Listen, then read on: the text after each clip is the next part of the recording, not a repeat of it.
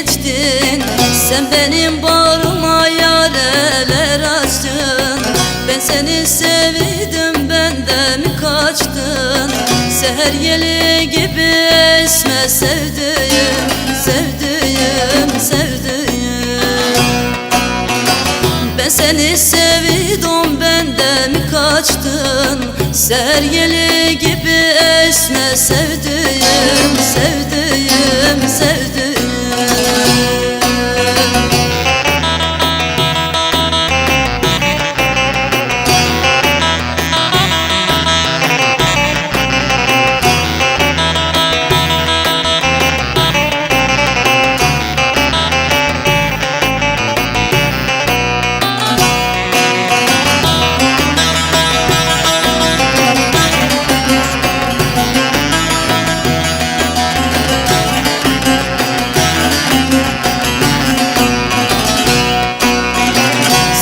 Nedir sebep zalim gördün mü? Sevgiyle hiç kimseye güldün mü? Ayrılık gününü bana sordun mu? Seher yeli gibi esme sevdiğim, sevdiğim, sevdiğim. Ayrılık gününü bana sordun mu?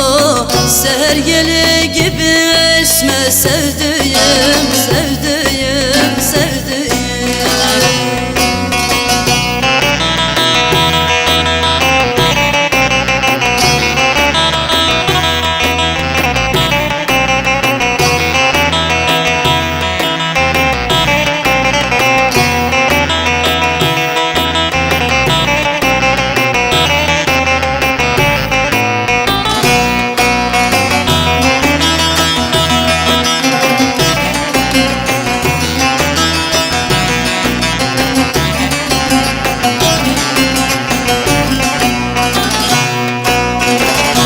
Yerleriden acılım eser, hayırsız vefasız boşuna küser.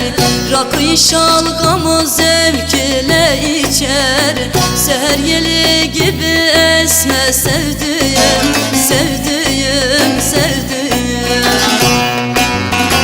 Rakı şalgamı zevk ile içer. Seher yeli gibi esme sevdiğim, sevdiğim, sevdiğim.